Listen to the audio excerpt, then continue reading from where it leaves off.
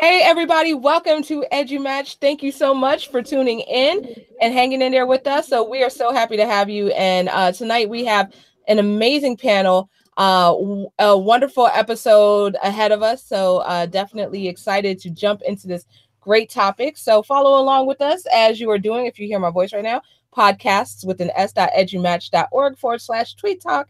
You can also go on Twitter and participate in a conversation there, or on our YouTube live page. So it's your choice. You could, and if you're truly multi-talented at multitasking, you can do both. So you're listening to EduMatch, and you can be the EduMatch person of the day by going to our site, edumatch.org, and clicking the sign up button. And there we can get you connected with a whole bunch of other educators that match your interests. And it's a great way to connect with other people. So tonight's topic is around content creation. So I'm super excited. So thank you to Seth for bringing that topic. And thank you to our fantastic panelists who are going to share their insight with you tonight. So we're just going to kick things off with introductions going from my right to left, which I think for you all looking backwards, it'll be going from left to right. So let's kick things off with Patrick. Hello, everybody. My name is Patrick Harris. I'm originally from Detroit, Michigan, but currently I teach 5th and 6th grade ELA and social studies at an all-boys school here in Washington, D.C. Oh, cool. So we are neighbors. So that's awesome. Great to meet you, Patrick, and welcome to EduMatch. Okay. Next up, we have Mandy. Hey, everybody. I am Mandy Fralick, Director of Innovation and Technology in Wisconsin. Awesome, Mandy. Thank you so much for joining us. Welcome back to the panel. All right. And next up, we have Dr. Will.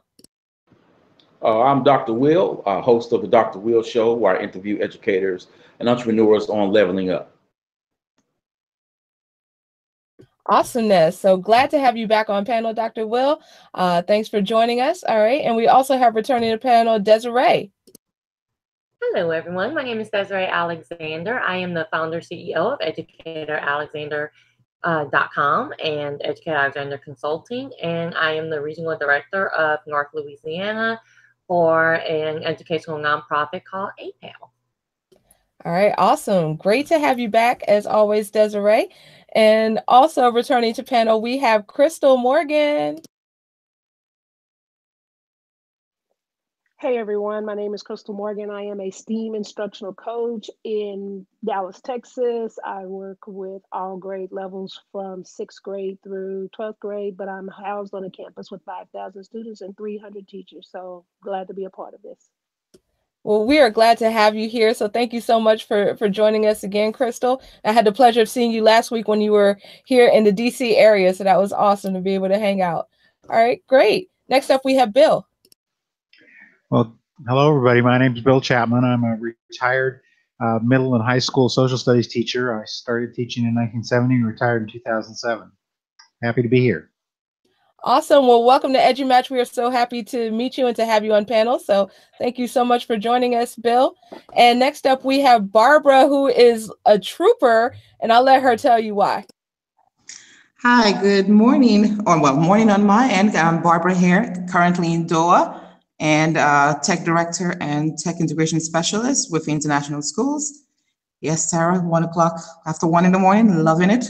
2 more hours, and I'll be at work in the next 3 hours, right? But it's great to be here. Thank you all. It's great to have you, Barbara. So thank you so much for being here and for burning the midnight oil, pretty much literally, to be here with us. So we are super glad to have you. All right. And last and certainly not least, we're going to turn it over to our amazing moderator, Seth. Hello, everybody. Thank you so much for joining in. Thank you for your patience with me. I was having some tech issues. Just so you know, I will not be engaging in the Twitter feed because I am holding my phone in front of my face right now. Thank you for all of our panelists. It's really cool to see how much engagement we got. I appreciate that. This is going to be exciting. I've been reading up on all these wonderful panelists. We've got a huge diversity of people, huge diversity of content creation. We have people who run websites, people who write books, people who have successful blogs. We have people who are outstanding at tweeting. we have got just, we are going to cross the board with all these different skills and abilities. So I think this is going to be a great intro to how to be a successful content creator and an educator. The way I'm orienting this, I have chosen some fairly basic questions just to kind of give an introduction to how an educator can be a successful online content creator. If anyone is interested in hearing more about the topic and going deeper into it, please let us know either on the Twitter feed or in the comments. If you are interested in hearing about anything more specifically or going in greater depth with this topic, and I'm sure we would be happy to do that. I would certainly be happy to moderate, or we can get some of our other wonderful panelists to maybe take over and get their own stuff. Hint, hint, folks. So, if everyone's ready, we're going to start off with question 1. Really general and broad to give it started. What's the one thing you do to make time for content creation? Because educators are busy people. Even if you're a retired educator, I know that can be a pretty busy time as well. So could you guys go through in order and just give us a short idea of what is one thing that you do to create time in your day to make content? I'll just start. I think that it's so critically important to kind of stay up with the times. I think in terms of content creation, for me, that means making things culturally relevant, but then also just extremely relevant to what's going on in today's world. And so to me, that looks like taking times out to read the news. That means taking time out to explore the things that my students are interested in. And it takes time, for me to listen to the radio and to other podcasts just to figure out what's actually happening in the world. What things are my students absorbing? And then how can I bring that into the classroom? I'm going to jump right Thank in you, right Patrick. after.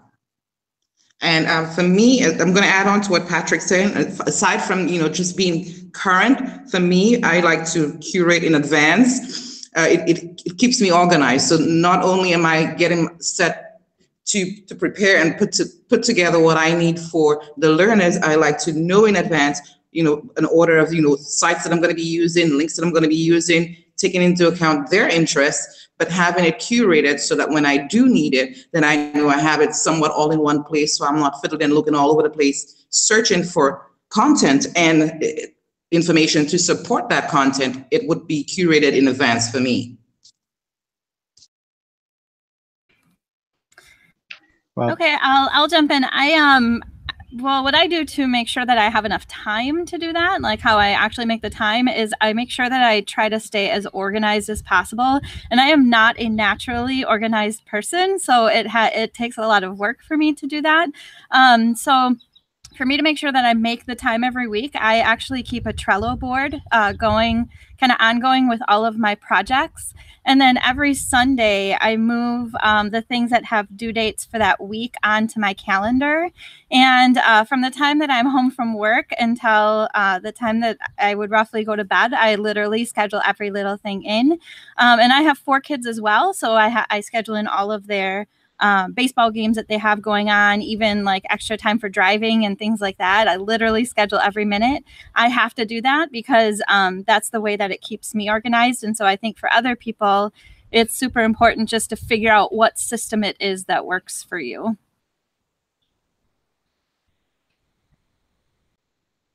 Cool. It sounded like Bill was ready to jump in as well. Are you going to jump in on that, Bill? Well, I'm really impressed by all of the things that everybody else has said, and the only thing I can think of that I would add is I spend a lot of time trying to stay connected with other educators and set aside time to read what they had to write and to go to conferences and just try and open myself up to as many new ideas as I could possibly gather. And I'll just Cool. chime in. I wanted to kind of extend on what Mandy said. I am one of those naturally organized to a fault people, and it does matter to find your system. So if I get content and it's something that I know I want to look further into, or something that I know I want to use in my own content creation, I make sure I have an email folder and things like that where I put everything that I may want to look at later into that folder and just keep it really organized. And that way, when I do find the time to work on my content creation, I have everything just ready to go. And one thing I found that works best for me is that because we all get super busy and sometimes we put our content creation to the side until we, quote unquote, find time for it, is I make sure to, like she said too, is to schedule it. So if it's on my planner, it has to get done. That's kind of how my life is. So I make sure to schedule it and realistically schedule the time for it to make sure that something gets created at least every couple of days. Well, I'm like Nike. I just do it. There's no, when you're talking about creating content, you got to be consistent in it, because there's no use of you creating this blog or this podcast and it's dope, and then people go back the next week and there's nothing, and they go back the next week and there's nothing. Then they're not checking for you anymore. So because I want that content to be consistent, I want to build that audience, I just make the time. Whenever I reach out to someone and they say, yes, I'll be a guest, I ask them when can they do it, and I get it scheduled and I do it, because for me, it's about making sure that I have the content that I need to build my audience. Can I just jump in really quick, Doctor, and follow up on that? Would it be fair to just say that essentially what you're saying there is it's got to be a priority? If it's a priority, you might have to shove some other things out of your way if you're going to just do it and be consistent. Is that fair to what you're actually trying to say? Yes. I mean, it has to be a priority. I mean, especially if, I think all educators should be in the content creation game. But if you're saying, I want to do this for, let's say, my brand, or elevate my profile, you have to be consistent and make sure that you are putting out a certain type of content on a regular basis, whether that's every week, every 2 weeks, that people know, okay, bam, I'm going to, hit up Barbara's show every week. I know every Wednesday at 8 a.m. in the morning, that podcast coming out, that blog post coming out. And so you just have to, if you're going to do this, you got to make the time to do it and make it a priority to get it done.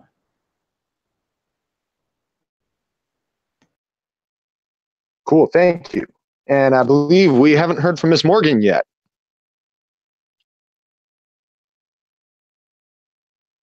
Okay, so hi. I think I'm probably the one person here that makes content based on necessity.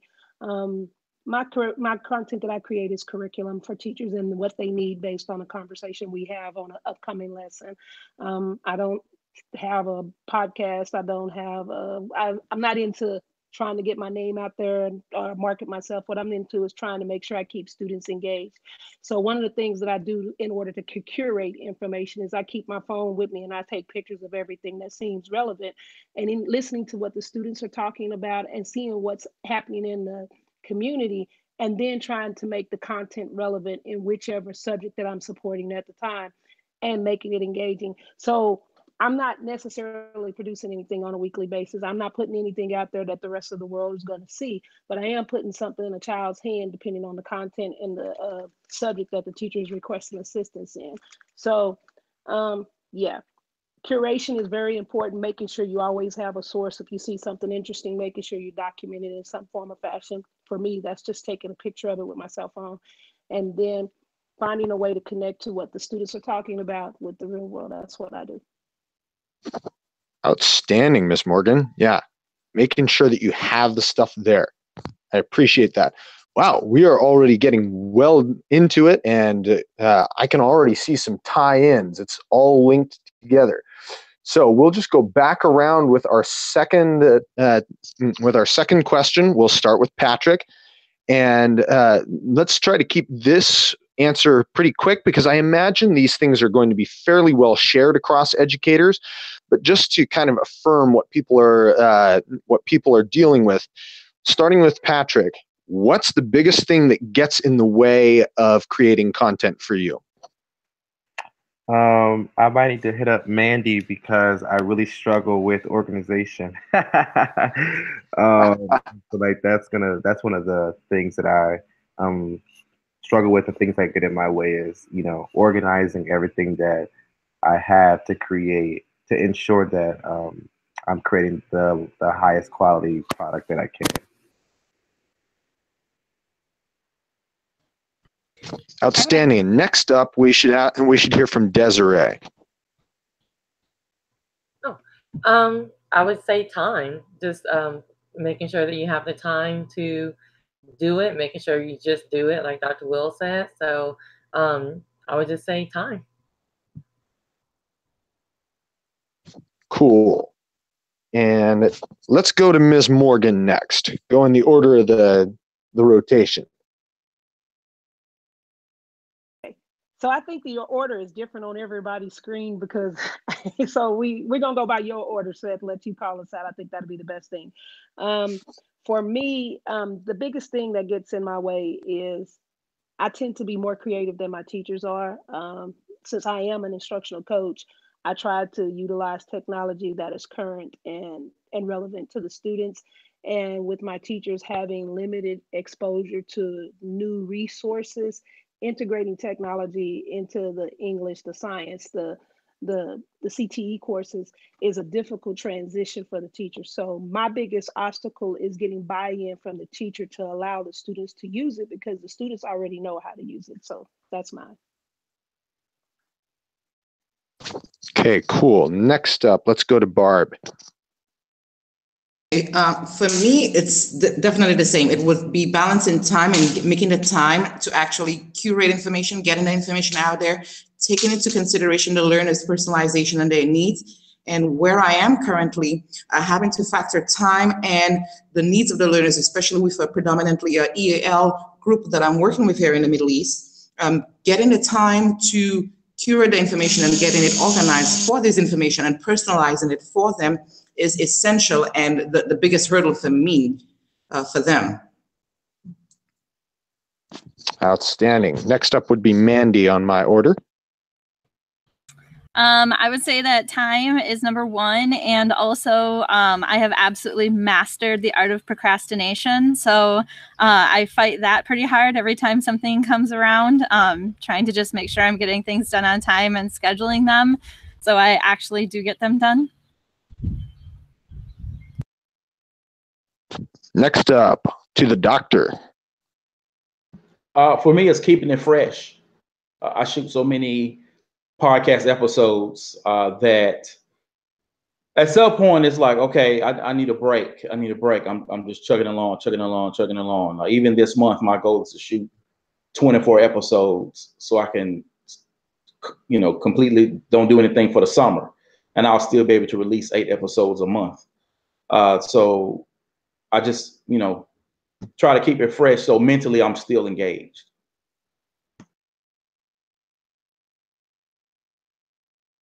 Cool. And last but not least, Bill, can you chime in on that?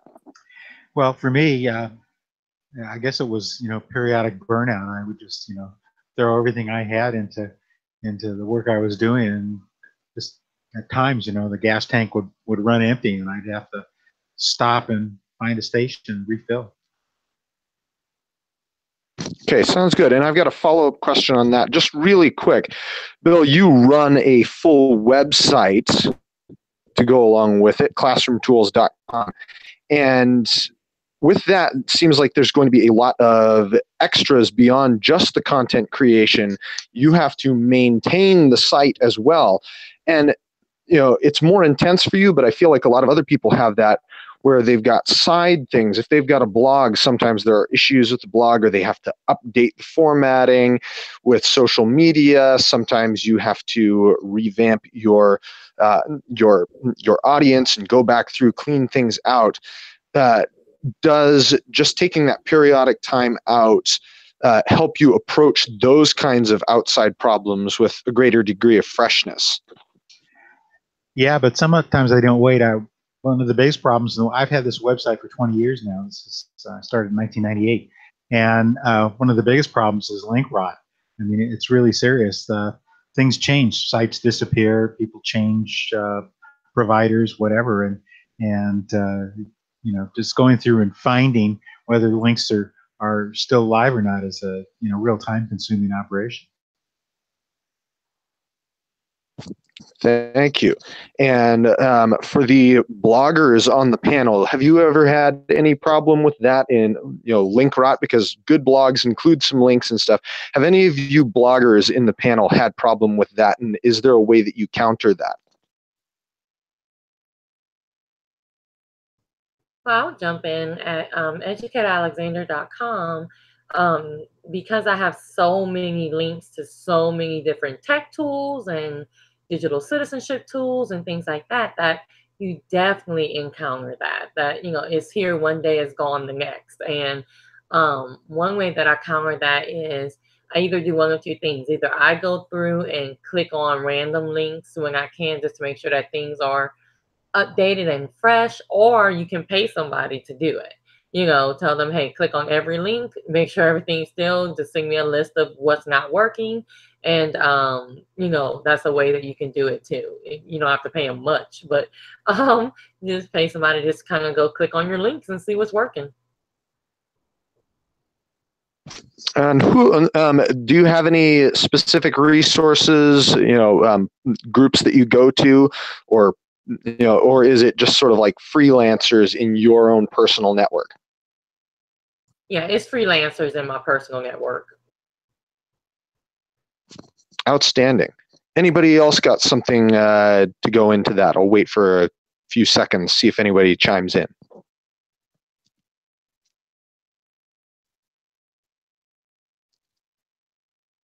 Okay, sounds like we're good. Thank you so much. On to the third question, and we'll open it back up to sort of open format. Chime in if you've got something, just to keep things free flowing.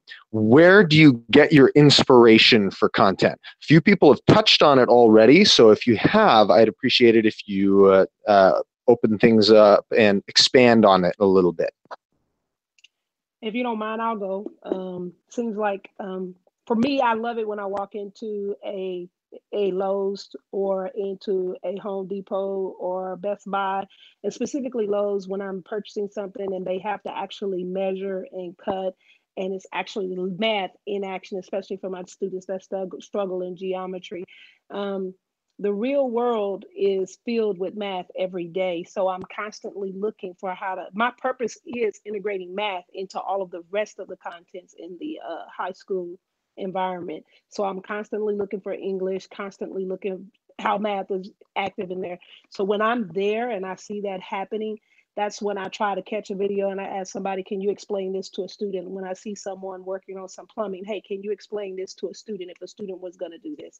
I take real life people that are working in the field and I ask them to just take a minute out to explain to them what they're doing and how they're using math in it. So that's what I mean by I keep my phone active so that I can have some resources for the kids, for my students to connect to. Totally concur with you here and saying that, like you do it for math, I would do it for tech integration, and having content that allows the educators to gain a plethora of information that they would require to help somewhat ease how they use technology in the classroom and get them a little bit more comfortable with using technology in the classroom. For me, it would be whatever goes around, whatever is happening in the now, and seeing if it's a song that inspires me and the kids are with it, then I'll see how do I allow the educators to integrate that in the curriculum or in their classroom or in their learning, just to keep the students engaged. And it's somewhat similar in the sense that, for me, the integration is more of what's happening in the now, and being sure that whatever information I'm getting with technology is relevant to the learner, relevant to the educators, and it's not mandating in the sense that it makes the task easier to perform, but at the same time, making the learning engaging and fun.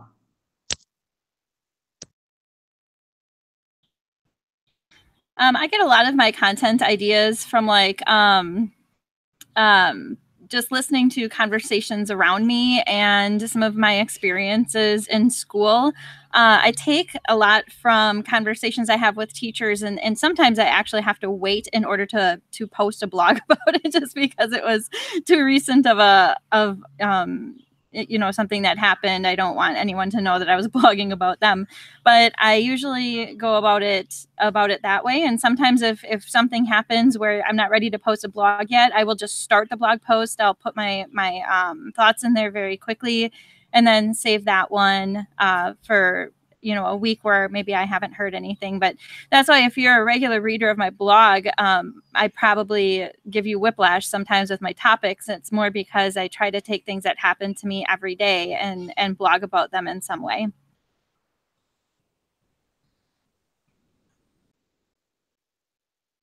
Well, I'll jump in here. I found that the best ideas I got were usually from reading, and sometimes not even reading in the discipline. I would read science books or math books or whatever, and I'd come across an idea and think, wow, that would be a really interesting thing to try and get students involved with. And then I have to figure, well, how could I incorporate that into a history class or a government class or an economics class or whatever. And so, and it also helped with burnout, because I'd be reading in areas that I wasn't necessarily, focused intently on. So throughout my life, I guess reading has been my go-to.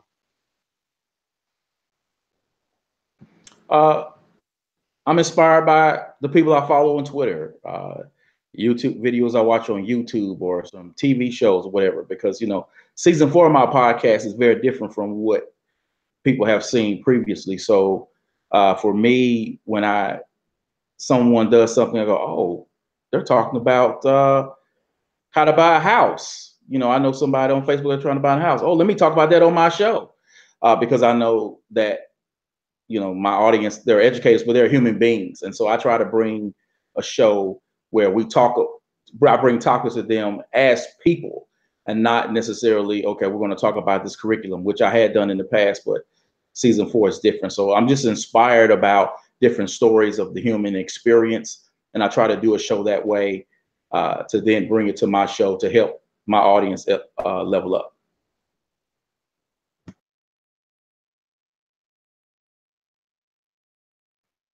I think I would just say that I get my inspiration from my students. First and foremost, their interests. Secondly, from things or experiences that I wish I had when I was in elementary school, kind of digging back into there. And so I sort of I'm a big picture thinker. I'm more of a visionary. And so getting there is what I sometimes, that's what takes me the most time. And so one of the ways in which I get there is by doing a whole bunch of research to see who's already doing it. And maybe that's somebody on Twitter, maybe that's somebody on Instagram, or maybe it's a website. And then I piece together a lot of different puzzles to kind of get that big vision to come to life in the classroom. Outstanding. Thank you, everybody. Now, up next, our question number 4. What is one thing that you guys do to make sure that your inspiration gets translated into good content? Because, an inspiration is one thing, but usually between the inspiration and the final product, there are problems. There are things that don't, the inspiration doesn't quite work with the resources you have available. So, so is there something that you guys have found consistently helps you move from inspiration to product? For me, I would definitely say getting my learners or my end users' input. getting them to do the hands-on as well. If I don't know what works for them with their input, then I can't move forward. I need to know what they need, what their interests are, and even if it means getting them to engage in the process with me, it actually helps because now I can see what hurdles they may have to face if the content goes out there. So I would definitely say making it hands-on, getting their input and taking into account their interests while I'm actually getting information put together and getting content put together that they will be using in the classroom or wherever else they'll be using it.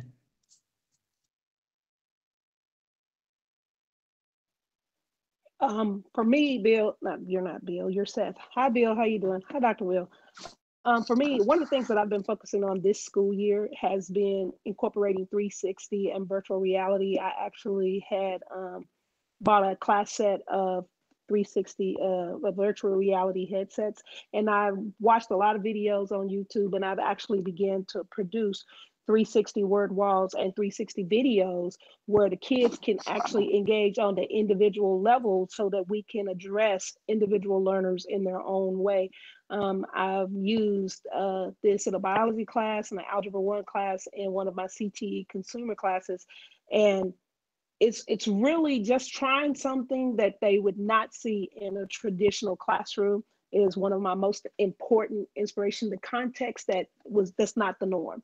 So I don't want to just use something somebody else posted. I want to learn how to do it myself. And if you see on my Twitter, what I have pinned is an actual classroom where I have my students, because I have one class, because I want to experiment on my students. I don't want to experiment on other people's students and not get data for myself. So I have a control data and I have data from teachers who I'm coaching. And my students really do enjoy the new way of seeing mathematics and seeing virtual reality and 360 headsets, and the fact that they have their own set of VR headsets that they can go to their assignment and they know the norms, they know the routines. So I would say it's the context and the content that's very important when dealing with the resources.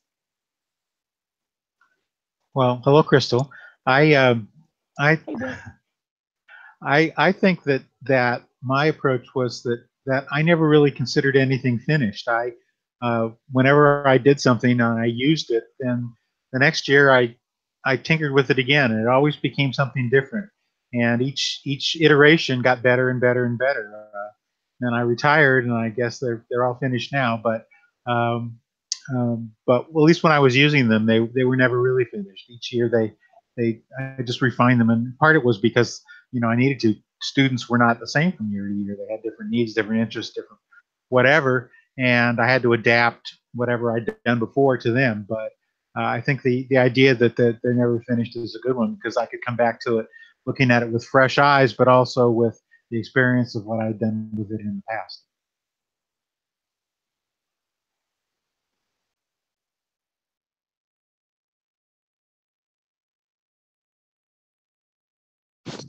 Anybody else want to chime in on that question?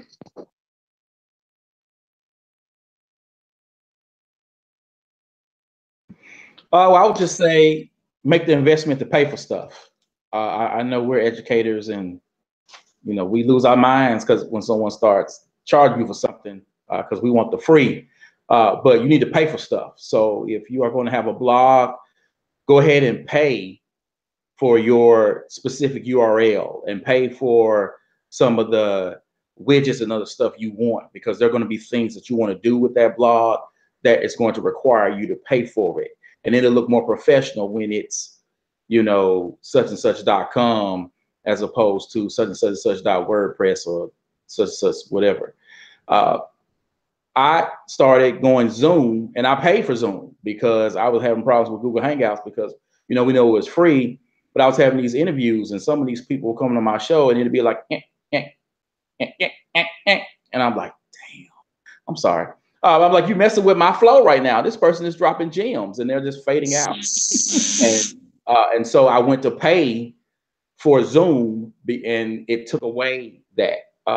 So be willing to invest in paying for sites and resources, and get that microphone. I'm not saying you need to go spend, $500 on a microphone. There's some great $60 microphones, but go pay for that microphone and the tools that you need to make sure that you are actually producing a quality product. I have to just add in that I think that one of the most important things, like you can even in listening to us, you can tell that there's different reasons that people create content, right? And we go from creating content for students to creating content for teachers to creating content for everyone to see. And I think that it's really important that if you're going to do this, that you make sure you know your purpose prior to even beginning. That is the most important thing, because even in different content creation that I have, when I create content for teachers in my job, there's a different purpose for that than there is for my blog, than there is for the podcast, and there is for my book. They all have very different purposes. And if you know your purpose and what you're trying to do, then it's going to make taking that inspiration and putting it into that content a little bit easier. For example, my purpose for my blog is actually not to give other people information. My purpose for my blog is to give me a place to reflect and for me to kind of empty my head of things that I'm thinking and put it down and get it out and make some headspace. So when you know that purpose, moving it from what your inspiration is to what that creation is makes it a little easier.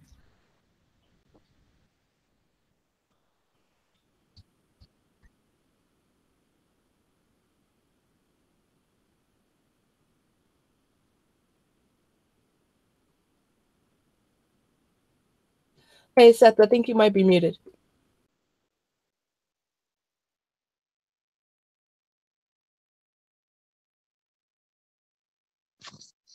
I heard somebody chiming in. No, that was just me. We didn't hear what you said. Oh. That's why. Apparently I bumped the mute button at one point. Okay, so final question, bonus question suggested by Sarah. And Dr. Will, you touched on it to start with using Zoom. The question is, what's one tool that you use to create content? So, Dr. Will, you touched on Zoom. I would like you to give us a little bit more detail on how you chose that and how it works for you to start us off. Well, cool. I chose Zoom because I was looking for different video recording programs that would allow me to record. And whether it was Skype or some other things, you'd have to use Audacity or some sort of other tool to go with it. But Zoom has a built-in records system that records video and audio. And so once I end my show, it automatically downloads 2 separate files. So it gives me that video file that I can upload to YouTube, and then it gives me that audio file that I can take to SoundCloud, which then goes to iTunes. So for me, I didn't have to strip video. I didn't have to strip the audio and the video away, which I had to do when I was using Google Hangouts. So it saves me a step. And then there's other technical things that happens that, again, because I'm paying for this service, that I don't have to do, and I don't have to pay for anyone else to actually do those services as well. So it just gave me everything I needed in one spot. Thank you, Doctor. Now, the rest of you, feel free to chime in. What's one tool that you use that works well for you in creating content? Well, I'll chime in. I really love Weebly for my website creation. I usually tell people, between like Weebly, Wix, Google Sites, but I really love Weebly. I pay for it. I pay for my URL, and I pay for Weebly as a paid website creator. But I really love Weebly. Oh, like I know you said one, but I have to give another one. Fiverr, Fiverr, 2 R's. It's like the secret of my life. It does everything for me. And on Fiverr, you hire people from all over the world to create content. I guess I don't know if it's a content creator or get somebody else to do your content creation, but they create like logos, they create your YouTube banners and all those kind of things. It's like the secret of my entire existence. Thank you. Fabulous, Me? Desiree. Thank you for sharing. For me, one of the go-tos currently that I've noticed that many of the educators have been gravitating towards here, and the learners have been enjoying, is Google Expeditions. And the reason I chose Google Expeditions right now for my go-to would be getting math learners, especially the math ones, who struggle with grasping abstract content, and to see them engage using Google Expeditions to be more immersive and in the virtual reality world and being able to solve problems like building a house or just doing measurements. It's phenomenal. So I would definitely say any virtual reality, but for me right now, the go-to would be Google Expeditions. Well, I guess for me, what I've depended on over the years, various Adobe products through the iterations from from Photoshop to Lightroom to Acrobat especially, and I've just depended on those. I can't, I can't imagine what I would have done without them. My bad. Go ahead, Patrick. Sorry. I'm loving Flipgrid. Flipgrid is an online tool that students can kind of create or record messages of themselves, almost in like a Snapchat format. So they're able to record conversations with one another and respond to other people in the classroom about a specific topic. And so it's kind of like taking the Socratic seminar process online, and it makes it that much more interesting to students. I agree with the Flipgrid. It's excellent for making making students explain what they understand for a math question, and then I'll help you. You got to explain what you understand before you can ask the question. But I wanted to say what I do pay for, Dr. Will, is I pay every year and go to stay up to date on all of my Adobe suites because I'm certified in Adobe everything. So I do pay for that and stay current in that. And that's probably the reason why I'm focusing so much on 360, because I do pay for Round Me as well. Well, I paid 1 month because I'm not producing material right now, so I didn't want to pay for a year-round prescription. So Round Me is where it kind of works like PowerPoint, where you hit the dot and it goes to the next slide and you can experience it. So it's the 360 version of PowerPoint. But the Kula has updated to that, and so has ThingLink has updated to that too. But I just really love creating my own stuff. And I love creating in PowerPoint because it's the easiest way to create a picture. So I know there are people out there better than me, but I love to learn. So that's my way of feeding me and feeding my creativity, is constantly trying to make my product for myself.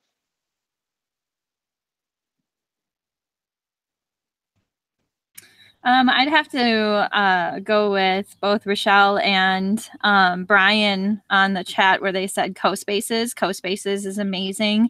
I've used it with kids as young as 3rd grade and all the way up to high school, creating environments that they're studying in science, or they use it to create what they're visualizing in a book as they read. And so CoSpaces is phenomenal, especially when you bring them into the piece where they can code stuff and make it move. So I would go with that. And then I would also say Camtasia for some of the video creation has just been a lifesaver for me. It's so easy to use. So I think that those would probably be my 2 favorite, although like total thumbs up for Flipgrid too. Flipgrid's amazing.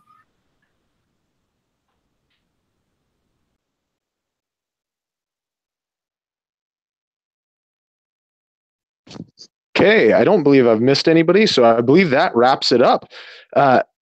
Thank you, everybody, for hanging around. It's been a rather long panel, but my gosh, what a lot of good feedback. This has been a real heavy-hitting panel. I appreciate everybody for coming out. Thank you, everybody who tuned in and listened in. I know I will be engaging with some of the Twitter stream after we sign off, and maybe some of our panelists will be good enough to as well. But if not, thank you so much for hanging around. Sarah, is there anything you want to do to close us out? Yeah, absolutely. First of all, I just wanted to thank all of you today for just sharing your insight. So thank you to all of our panelists. Thank you to our moderator. Thank you to everyone who is tweeting with us, everyone watching and commenting on the YouTube live chat. That was fire tonight as well. So huge shout out to everybody on there. That was amazing. Just wanted to give a couple of announcements before we officially close out. So number one, Brian, who is on YouTube chat right now, his book, The Teacher's Journey, is available for pre-order. So just check that out on Amazon. And Dean Gainey has recently dropped his Journey to the YNU. So that will be, so that is also on Amazon. And we also have another educator on panel, Mandy. Her pre-order campaign will be launching a little later this month. So check that out. The teachers, I'm sorry, the Fire Within. So Mandy, you want to say anything about your book? I don't mean to put you on the spot. I know we didn't prearrange this. Sure. So my book is, it is a bunch of stories put together by teachers who have gone through traumatic experiences, and the pieces that they've pulled out of those experiences that they then use as what we refer to as superpowers to work with their students. And there's also a chapter on how trauma affects the brain, and then another chapter on post-traumatic, secondary traumatic stress and post-traumatic growth. So we have kind of all that in a part 1 and part 2 of The Fire Within. Awesome. So thank you so much for sharing that. And for that book, it's definitely fire. So pardon the pun, but it is that fire. So and also announced today, we have another EduMatcher who will be dropping a book. We have an official release date for Daddy's Favorites by Alyssa Frazier. So check that out, coming in July the 23rd.